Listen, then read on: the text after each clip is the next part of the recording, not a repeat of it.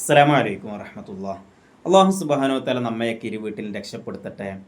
റബ്ബ് ഈമാനോടെ റബ്ബിൻ്റെ പൊരുത്തത്തോടുകൂടെ ജീവിച്ച് അവസാനം പരിപൂർണ്ണ ഈമാനോടുകൂടെ റബ്ബിൻ്റെ തൃപ്തിയോടുകൂടെ മരണപ്പെടാനും ഖബറിൽ രക്ഷപ്പെട്ട് മഹ്ശറിൽ രക്ഷപ്പെട്ട് സിറാത്ത് പെട്ടെന്ന് വിട്ടുകടന്ന് സ്വർഗത്തിലെത്തി റബ്ബിൻ്റെ ലിഖാഇ ലഭിക്കാനും കരുണാവാരിധിയായ അർഹമുർ റാഹിമായ റബ്ബ് നമുക്കൊക്കെ ഭാഗ്യം നൽകട്ടെ.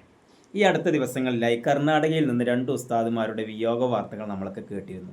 അള്ളാഹു ആ രണ്ട് ഉസ്താദുമാർക്കും മഗ്ഫിറത്ത് നൽകട്ടെ, റഹ്മത്ത് നൽകട്ടെ. തെറ്റുകൾ സംഭവിച്ചിട്ടുണ്ടെങ്കിൽ അള്ളാഹു പുറത്ത് നൽകട്ടെ. കുടുംബത്തിന് അള്ളാഹു ക്ഷമയും സമാധാനമൊക്കെ നൽകട്ടെ. അതിൽ ആദ്യം നമ്മൾ കേട്ടിരുന്ന മരണം അബ്ദുൽ ലത്തീഫ് മദനി എന്ന പേരുള്ള ഉസ്താദിൻ്റെ വിയോഗത്തെക്കുറിച്ചുള്ള വാർത്തയായിരുന്നു.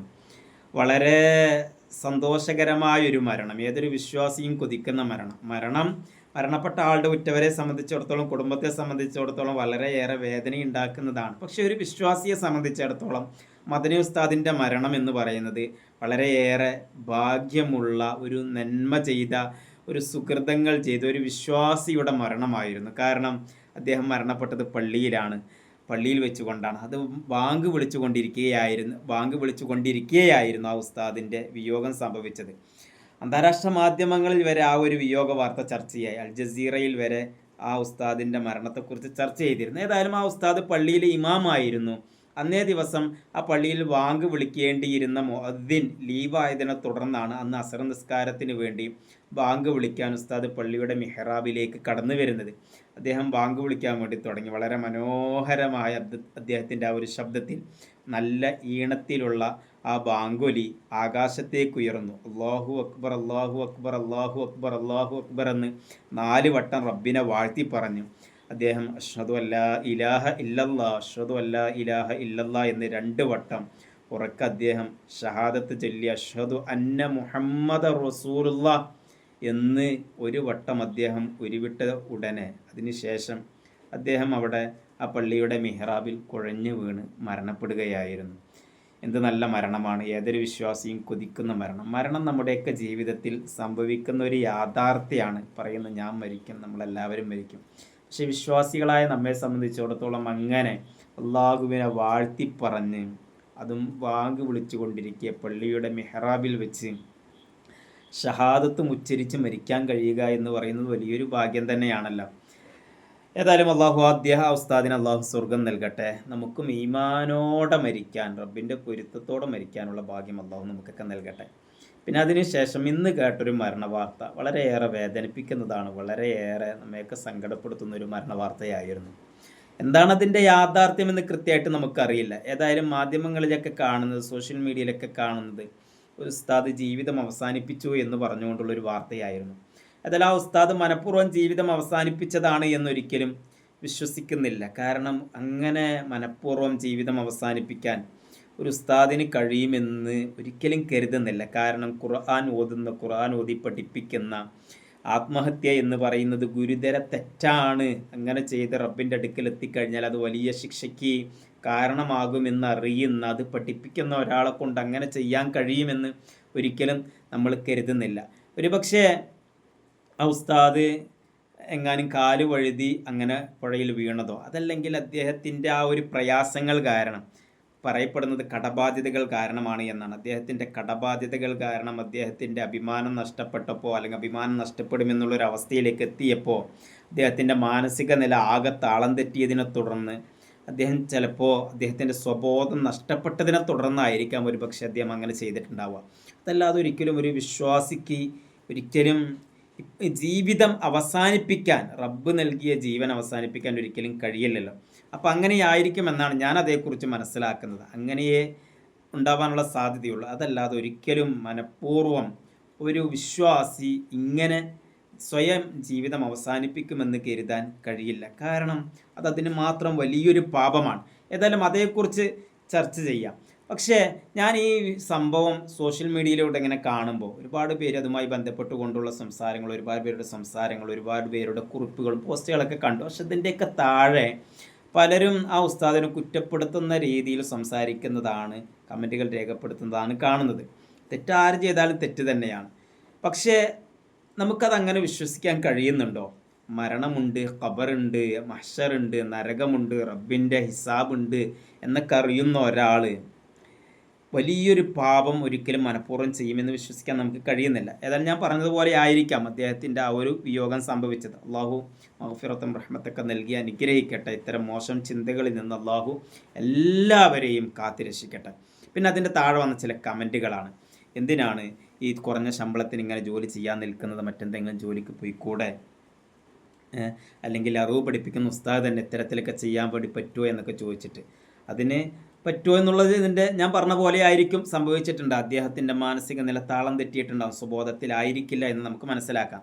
മറ്റൊന്ന്, ഈ വേറെ ജോലിക്ക് പോയിക്കൂടെ, എന്തിനീ കുറഞ്ഞ ശമ്പളത്തിന് ജോലി ചെയ്യുന്നു എന്നുള്ളത്.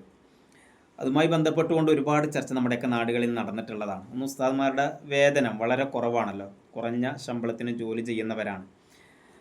ഒന്ന്, ഉസ്താദുമാർ ഖുർആൻ പഠിപ്പിക്കുന്നവരാണ്, ഒരുപാട് പ്രയാസങ്ങൾ സാമ്പത്തികമായി നേരിടുന്നവരാണ്. അത് പരിഹരിക്കാനുള്ള മാർഗ്ഗങ്ങൾ ഓരോ മഹല്ല് കമ്മിറ്റിയും അല്ലെങ്കിൽ ആ ഉസ്താദുമാർ ജോലി ചെയ്യുന്ന മഹല്ല് കമ്മിറ്റിയൊക്കെ, മദ്രസ കമ്മിറ്റിയൊക്കെ അത് പരിഹരിക്കാനുള്ള മാർഗ്ഗങ്ങൾ കണ്ടെത്തുകയാണ് വേണ്ടത്.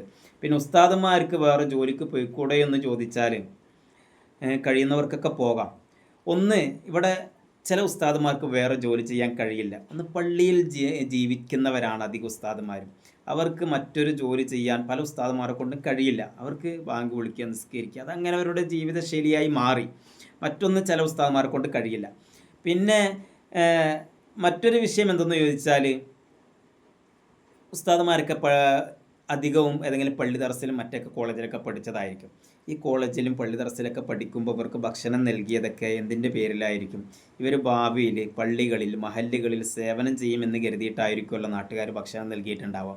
അപ്പോൾ അങ്ങനെ ചിന്തിക്കുമ്പോഴും പല ഉസ്താദുമാർക്കും വേറൊരു മേഖലയിലേക്ക് പോകാൻ പേടിയാണ്. നാട്ടുകാരുടെ ഭക്ഷണം കഴിച്ച് നാട്ടുകാരുടെ ചെലവിൽ പഠിച്ച് വളർന്നിട്ട് നമ്മൾ പള്ളിക്ക് സേവനം ചെയ്യാതെ മദ്രസയിൽ സേവനം ചെയ്യാതെ ശമ്പളം കുറവാണ് എന്ന് കരുതി വേറൊരു മേഖല തിരഞ്ഞെടുക്കുക എന്ന് പറയുന്നത് ഒരു നല്ല കാര്യമല്ലല്ലോ എന്ന് ചിന്തിക്കുന്നവരാണ് ഞാൻ മനസ്സിലാക്കിയിടത്തോളം ബഹുഭൂരിപക്ഷം വരുന്ന ഉസ്താദുമാരും. ഇനി നമ്മൾ ചിന്തിക്കേണ്ടത്, ഇങ്ങനെ ഉസ്താദുമാരൊക്കെ ഇങ്ങനെ പള്ളി മദ്രസയൊക്കെ വേണ്ട എന്ന് വെച്ചിട്ട് വേറെ ജോലിക്ക് പോയാലുള്ള അവസ്ഥയെക്കുറിച്ച് നമ്മൾ ചിന്തിച്ചിട്ടുണ്ടോ? നമ്മുടെ നാട്ടിലെ പള്ളികളുടെയും മദ്രസകളുടെയൊക്കെ അവസ്ഥ എന്താകും? നമ്മുടെ നാട്ടിൽ ഇത്ര ദീനീബോധം കൃത്യമായിട്ടുള്ളത്, അല്ലെങ്കിൽ നമ്മുടെ നാടുകളിലെ പള്ളികൾ ബാങ്ക് വിളിക്കുമ്പോൾ സജീവമാകുന്നത്, നമ്മുടെ നാട്ടിലെ മദ്രസകളിലേക്ക് കുട്ടികൾ ഖുർആൻ പഠിക്കാൻ എത്തുന്നത് എന്തുകൊണ്ടാണ്? അവിടെ ഇതൊക്കെ പഠിപ്പിക്കാനും ഇതിനൊക്കെ നേതൃത്വം നൽകാനുമുള്ള ഉസ്താദുമാരുള്ളത് കൊണ്ടല്ലേ? നമ്മൾ എന്തുകൊണ്ടാണ് നമ്മൾ ഈ പറയുന്ന നമ്മളാരും നമ്മുടെ മക്കളെ ഈ ഫീൽഡിലേക്ക് പറഞ്ഞു വിടാത്തത് എന്തുകൊണ്ടാണ്? വേതനം കുറവാണ് എന്നുള്ളത് കൊണ്ടാണ്. പക്ഷേ ഉസ്താദുമാർ ആ വേതനം കുറവായിട്ടും ഈ ഒരു മേഖലയിൽ പിടിച്ചു നിൽക്കുന്നത് എന്തിൻ്റെ പേരിലാണ്? ദീൻ ഇവിടെ നിലനിൽക്കണം എന്നുള്ളത് കൊണ്ട് തന്നെയല്ലേ? പല മിസ്റ്റേക്കുകളും പലപ്പോഴും പല ഉസ്താദുമാരെ കുറിച്ചും പറയുമ്പോഴും ഉസ്താദുമാരില്ല എങ്കിലുള്ള അവസ്ഥ ഒന്ന് ആലോചിച്ച് നോക്ക്. നമ്മുടെ പള്ളികളിൽ ഉസ്താദുമാരില്ലെങ്കിൽ ഈ വരുന്ന ആളുകൾ പള്ളിയിലേക്ക് നിസ്കരിക്കാൻ വരുമെന്ന് നമുക്ക് പറയാൻ കഴിയുമോ? പള്ളികളിൽ കൃത്യമായ ബാങ്കൊലികൾ ഉയരുന്നത് കൊണ്ടും കൃത്യമായ ജമാഅത്തിന് നേതൃത്വം നൽകാൻ ഉസ്താദുമാരുള്ളത് കൊണ്ടൊക്കെ തന്നെയല്ലേ ഈ ജമാഅത്തുകൾ കൃത്യമായി നടക്കുന്നത്. നമ്മൾ ഇന്ന് ഈമാനോടുകൂടെ നമ്മൾ ജീവിക്കുന്നത്, നമ്മുടെ മദ്രസകളിൽ കൃത്യമായ പഠനം നടക്കുന്നതൊക്കെ. അപ്പോൾ ഉസ്താദുമാരുടെ മേഖല എന്ന് പറഞ്ഞാൽ, ഉസ്താദുമാർ വേറെ ജോലിക്കൊക്കെ പോയിക്കൂടെ എന്ന് പറഞ്ഞാൽ, അങ്ങനെ നമ്മൾ ആ ഒരു ഫീൽഡിനെ അല്ലെങ്കിൽ ആ ഉസ്താദുമാരെ എഴുത്തുന്നൊരു ഒരു അവസ്ഥയിലേക്ക് പോയി കഴിഞ്ഞാൽ നമ്മുടെ നാട് നിലവിലുള്ള ദീനീ അന്തരീക്ഷം തകരും എന്നുള്ള കാര്യത്തിൽ, അതല്ലെങ്കിൽ അതിന് ക്ഷതമേൽക്കും എന്നുള്ള കാര്യത്തിൽ സംശയമൊന്നുമില്ല. പിന്നെ കഴിയുന്ന ഉസ്താദുമാരൊക്കെ എന്തെങ്കിലുമൊക്കെ ബിസിനസ്സും മറ്റൊക്കെ സൈഡായിട്ട് ചെയ്യാൻ വേണ്ടി ശ്രമിക്കണം. അതൊരു ഈയൊരു വരുമാനം മാത്രം ഡിപ്പെൻഡ് ചെയ്ത് ജീവിക്കാൻ വേണ്ടി ശ്രമിക്കരുത്. കഴിയുമെങ്കിൽ മറ്റെന്തെങ്കിലും മാർഗ്ഗങ്ങളിലേക്ക് ശ്രമിക്കണം എന്നുള്ളത് ഒരു നിലവിലെ സാഹചര്യത്തിൽ ഒരു അനിവാര്യമായ കാര്യമാണ്. ഇനി അതിന് കഴിയാത്ത പല ഉസ്താദുമാരും ഉണ്ടാവുമല്ലോ. ചില ഉസ്താദുമാർക്ക് ഈ ബാങ്ക് വിളിക്കുന്ന ഉസ്താദുമാർക്ക് വേറൊരു ജോലി ചെയ്യാൻ വേണ്ടി പറ്റുമോ? സമയത്തിന് ബാങ്ക് വിളിച്ചില്ലെങ്കിൽ മറ്റെന്തെങ്കിലും ജോലിക്ക് പോയിട്ട് കൃത്യമായിട്ട് തിരിച്ചെത്താൻ കഴിഞ്ഞില്ലെങ്കിലൊക്കെ ഉള്ള അവസ്ഥ നമ്മളൊക്കെ അറിയുന്നവരാണ്. നമ്മുടെയൊക്കെ ഓരോ നാട്ടിലെ അവസ്ഥ ഓരോരുത്തരും ചിന്തിച്ച് നോക്കിയാൽ മതി. ബാങ്ക് വിളിക്കുക 2 മിനിറ്റ് വൈകിയാൽ എന്തായിരിക്കും പല നാടുകളിലും സംഭവിക്കുക അല്ലേ? ഉസ്താദുമാരുടെ ലീവും മറ്റൊക്കെ ചർച്ചയാവുന്ന കാലത്ത്. അപ്പോൾ ഇതിനൊക്കെ ഒരു പരിഹാരം എന്ന് പറയുന്നത്, ഉള്ള ഉസ്താദുമാരുടെ ശമ്പളങ്ങൾ വേതനങ്ങളൊക്കെ മാക്സിമം കഴിയുന്നത് പോലെ കൂട്ടി നൽകുക. ഉസ്താദുമാരുടെ പ്രയാസങ്ങൾ ഉണ്ടെങ്കിൽ അത് അകറ്റാൻ വേണ്ടി ശ്രമിക്കുക എന്നുള്ളതാണ്. ഇതുപോലെ കടങ്ങളും മറ്റുമൊക്കെ ഉണ്ടെങ്കിൽ നമ്മൾ നാട്ടുകാർക്ക് വിചാരിച്ചാൽ നമ്മൾ എത്രമാത്രം നമ്മൾ സ്വതക്കുകൾ ചെയ്യുന്ന ആളുകളാണ്. നമ്മുടെ പള്ളികൾ, നമുക്ക് വേറെ വരുമാനമൊന്നുമില്ലല്ലോ. നമ്മൾ സമ്പാദിച്ചുണ്ടാക്കുന്ന അല്ലെങ്കിൽ നമ്മുടെ വിഹിതങ്ങളിൽ നിന്നാണ് നമ്മളിത് ഈ പള്ളികൾക്കൊക്കെ നൽകുന്നത്. നമ്മൾ എത്രമാത്രം നമ്മൾ പല ആവശ്യങ്ങൾക്കും വേണ്ടി സംഭാവനകൾ നൽകുന്നുണ്ട്. അങ്ങനെയാണെങ്കിൽ ഓരോ നാട്ടിലെയും ഉസ്താദുമാർക്ക് എല്ലാ ഉസ്താദുമാർക്കും ഇപ്പോൾ ഈ ഒരു അവസ്ഥയൊന്നും ഉണ്ടായിക്കോളാം എന്നില്ല. ഏതായാലും ഇങ്ങനെ എല്ലാ ഉസ്താദുമാരും കടക്കണിയിൽ അകപ്പെട്ടവരും ആയിക്കോളുന്നില്ല. ഇങ്ങനെ ഏതെങ്കിലും ഉസ്താദുമാർക്ക് എന്തെങ്കിലും പ്രയാസങ്ങൾ ഉണ്ടെങ്കിൽ അത് തീർത്തു കൊടുക്കാൻ നാട്ടിലെ കമ്മിറ്റിക്കാരും നാട്ടിലെ പ്രമാണിമാരൊക്കെ വിചാരിച്ചാൽ കഴിയാവുന്നതേ ഉള്ളൂ. ഏതായാലും ഇങ്ങനെയുള്ള അവസ്ഥയൊന്നും ഇനി ആർക്കും ഉണ്ടാവാതിരിക്കട്ടെ. അതിനു വേണ്ടി നമ്മളെല്ലാവരും ശ്രമിക്കണം. എല്ലാ മഹല്ല് കമ്മിറ്റിയും മറ്റുമൊക്കെ അത്തരം കാര്യങ്ങളിലേക്ക് ഇടപെട്ട് വേണ്ടുന്ന പരിഹാരങ്ങൾ ചെയ്യാൻ എല്ലാവരും ശ്രമിക്കണമെന്ന് മാത്രമാണ് ഈ ഒരു അവസരത്തിൽ പറയാനുള്ളത്. ഏതായാലും കേട്ടപ്പോൾ വലിയ സങ്കടം തോന്നി, വല്ലാത്ത വേദന തോന്നി. അള്ളാഹു എല്ലാവരെയും കാത്തിരക്ഷിക്കട്ടെ. സംഭവം ഉസ്താദുമാരൊക്കെ എല്ലാവരും പറയുമ്പോൾ നല്ല ബർക്കത്തുള്ള ജീവിതമാണെന്നൊക്കെ പറയും. സംഭവം ബർക്കത്തുള്ള ജീവിതം തന്നെയാണ്, അൽഹംദുലില്ലാഹ് റാഹത്താണ്. പക്ഷേ ഉസ്താദുമാരുടെ ജീവിതം നമ്മൾ പഠിക്കണം. ഉസ്താദുമാരുടെ ജീവിതം കൃത്യമായിട്ട് അന്വേഷിക്കണം. എന്താണ് അവരുടെ ബർക്കത്ത്? നല്ല ഡ്രസ്സൊക്കെ ഇട്ട് നടക്കുന്നുണ്ടാവും, പക്ഷേ വീട്ടിലെങ്ങനെ ജീവിക്കും? നമ്മൾ ദിവസവും മീൻ വാങ്ങുമ്പോൾ ഉസ്താദുമാർ ചിലപ്പോൾ ദിവസം മീൻ വാങ്ങിച്ചോളണം എന്നില്ല. നമ്മൾ ആഴ്ചയിൽ ഇറച്ചി വാങ്ങുമ്പോൾ ഉസ്താദുമാർ ആഴ്ചയിൽ ഇറച്ചി വാങ്ങിക്കൊള്ളണം എന്നില്ല. നമ്മൾ വില കൂടിയ ഡ്രസ്സുകൾ നമ്മുടെ മക്കൾക്ക് വാങ്ങിച്ചു കൊടുക്കുമ്പോൾ അവർ അത്ര അങ്ങനെയൊന്നും ചെയ്യണമെന്നോളുന്നില്ല. കഴിവിൻ്റെ പരമാവധിയൊക്കെ അഡ്ജസ്റ്റ് ചെയ്ത് ജീവിക്കുന്നവരാണ് 90% ഉസ്താദുമാരും. കിട്ടുന്ന സാലറിയിൽ എങ്ങനെ അഡ്ജസ്റ്റ് ചെയ്ത് ജീവിക്കാമെന്ന് ചിന്തിച്ച് അതിനനുസരിച്ച് ജീവിക്കുന്നവർ തന്നെയാണ്. അപ്പോൾ നമുക്ക് അത്തരം വിഷയങ്ങളൊക്കെ അൽഹംദുലില്ലാഹ് ജീവിതം അങ്ങനെയൊക്കെ മതി.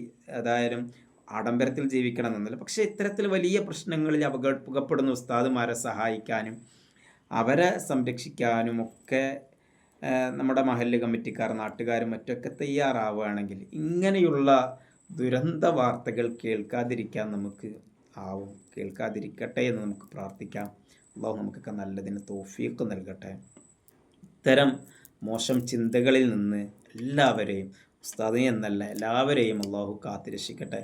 നമ്മുടെ സമുദായത്തിൽ ഇങ്ങനെയുള്ള വാർത്തകളൊക്കെ അടുത്തിടെ കുറേ കൂടുതൽ കേൾക്കുന്നുണ്ട്. അള്ളാഹു എല്ലാവർക്കും നല്ല ചിന്തകൾ, നല്ല ബോധം നൽകട്ടെ. അസ്സലാമു അലൈക്കും.